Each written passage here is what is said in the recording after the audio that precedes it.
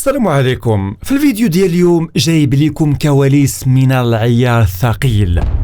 غنبداوها بانتصار المغرب على الكاف وتصفير العقوبات، يعني العقوبات رجعوا للزيرو، والتحرك السري ديال القجع ووهبي في فرنسا لخطف جوهرة جديدة، وغندوزو لحقيقة عودة زياش وتدخل دياز لحسم موهبة مدريدية، قبل ما نكشفوا صدمة الفيفا لإسبانيا بخصوص ملعب نهائي المونديال. وفي النهاية غنوقفوا عند العرض الإنجليزي المفاجئ اللي كيطرق باب الركراكي. تفاصيل مشوقة وحصرية غادي نكشفوها لكم في هذه الحلقة، بقاو معنا. المغرب كيرجع العقوبات للصفر. الصحافة الإفريقية راه مصدومة، وتحديدا الصحفي الغاني ميكي جونيور اللي كيعرف مزيان الكواليس ديال الكاف فجرها اليوم الجمعة. شنو وقع؟ الجامعة الملكية المغربية لكرة القدم شدات دوك العقوبات ديال أحداث النهائي كأس إفريقيا 2025 وضربات ليهم ميزاجون، ورجعت القضية لنقطة الصفر. الاتحاد الإفريقي قبل الطعن ديال المغرب، والملف دابا راه غادي يتعاود يتحل من جديد، وغادي يريحوا كاملين في جلسة استماع جديدة مع أدلة جديدة اللي غتقلب الموازين. نرجعوا شويه للور. نهار 18 يناير 2026 في الماتش ديال المغرب والسنغال شفنا احداث خطيره، واللجنه ديال الانضباط راه خرجات عقوبات لا علاقه مع داك الشيء اللي وقع. رئيس الجامعه صيفط مراسله رسميه لرئيس الكاف قال ليه فيها باللي راه هاد الشيء راه كيمس بتكافؤ الفرص وصوره الكره الافريقيه. دابا الجامعه المغربيه قالت لهم احباس عمي، هاد الحساب راه ما مخرجناش، وحنا دولة كتعرف تدافع على حقها بالقانون وتصون المصالح ديالها. المهم راه الدق تم والمراجعة غتعطينا الخبار الصحيحة. القجع والمدرب الجديد محمد وهبي في مهمة خاصة، وحنا كنهضروا على الخدمة النقية. رئيس الجامعة فوزي القجع والناخب الوطني الجديد محمد وهبي طاروا يا سيدي البارح الخميس لمدينة ليل الفرنسية، وبالضبط الملعب بيير موروا. مشاو تما ماشي باش ياكلوا الزريعة ويتفرجوا في ماتش ليل ضد أستون فيا في اليوروبا ليغ، الا يا سيدي راه مشاو على قبل جوهرة وحدة، أيوب بوعدي. هاد الدري اللي كيلعب في خط الوسط راه كيتعتبر من أحسن المواهب في العالم دابا. الملف ديالو راه محطوط فوق الطابله ديال الرئيس هادي 2 ديال السنوات، وهو حاضيه. التكتيك ديال المغرب دابا راه تبدل، ما بقاش داكشي ديال صيفط ايميل ولا رساله وتسنى، لا، الرئيس والمدرب مشاو لمدينه فيلنوك داسك وجلسوا مع الوالدين ديال اللاعب وجها لوجه. هذه هي الضربه القضيه اللي كتخلي اللاعبين اللي عندهم 2 ديال الجنسيات يحسوا بالقيمة ديالهم والمشروع الرياضي ديال البلاد. الدري دابا راه كيلعب مع الرديف ديال فرنسا، وطلب ليهم شوية ديال الوقت باش يحسم القرار ديالو، وغادي نشوفوا واش غيكون في المعسكر ديال شهر مارس او لا. المهم الله اعلم، هادشي اللي غتكشفوا لينا الايام الجايه ان شاء الله. وهبي عنده الضوء الاخضر. ملي كنجيبوا مدرب جديد كنعطيوه اتساع يخدم.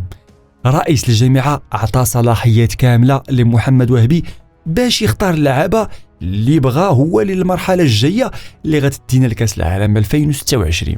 ما كاين لا قيود لا تدخلات العفاك ديال هادي ولا هادي. وهبي هو الباترون ديال التيران دابا.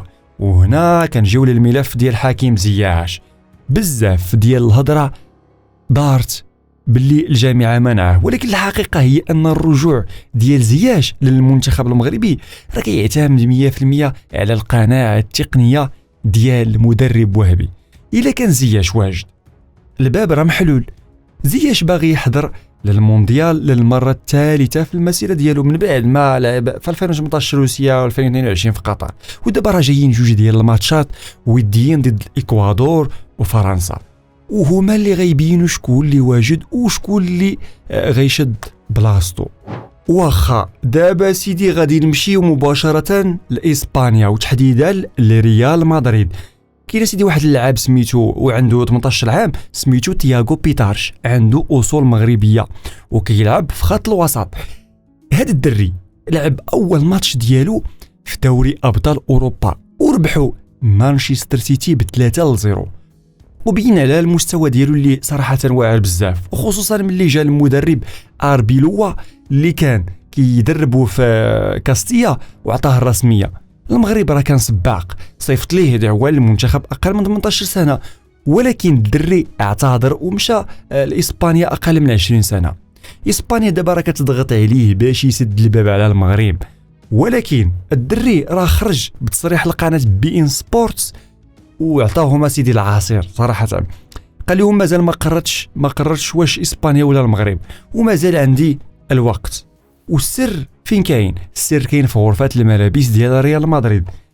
ابراهيم دياز سيدي كيلعب دور العميل السري ولكن الايجابي، كيعاود ليه ديما على الاجواء المغربيه والهربانه والسعاده اللي كيعيشها مع الاسود الاطلس، وهذا الشيء خلى تياغو يفكر بجديه في المغرب، ودياز ولا هو السند ديالو في الفريق.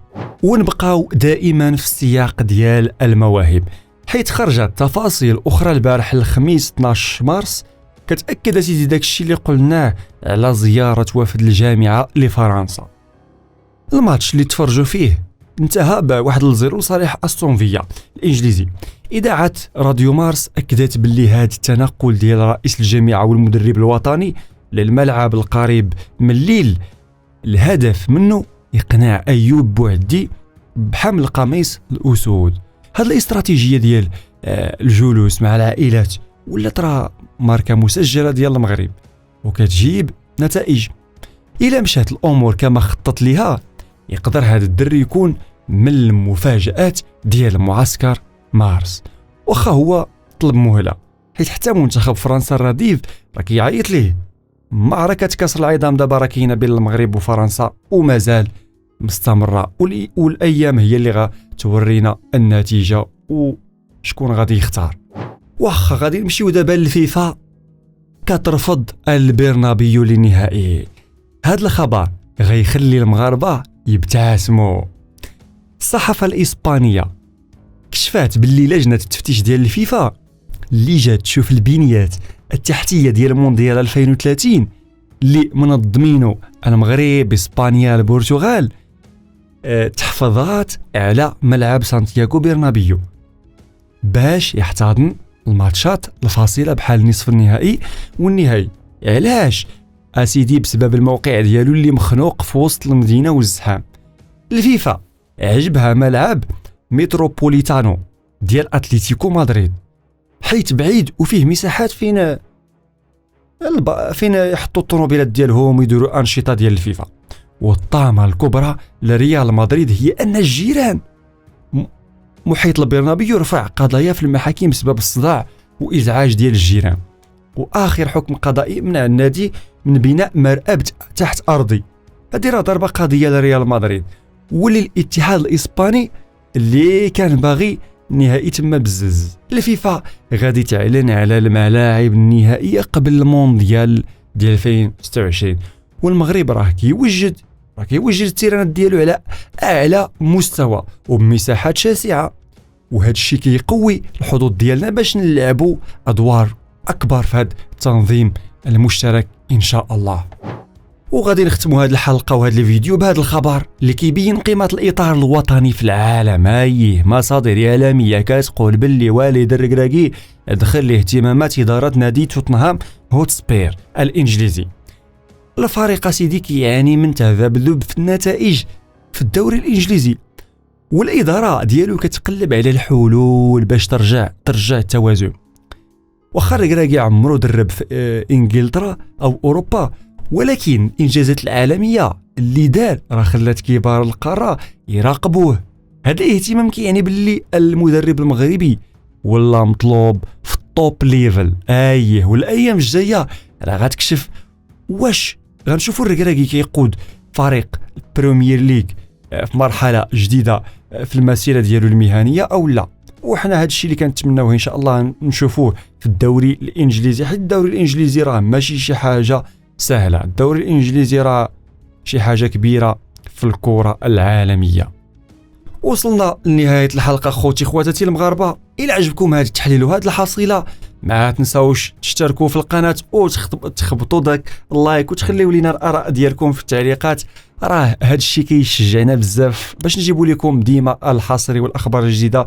وما تنساوش أهم حاجة الصلاة على أشرف الخلق محمد رسول الله صلى الله عليه وسلم. السلام عليكم ورمضان كريم، تقبل الله منا ومنكم صالح الأعمال إن شاء الله. السلام عليكم.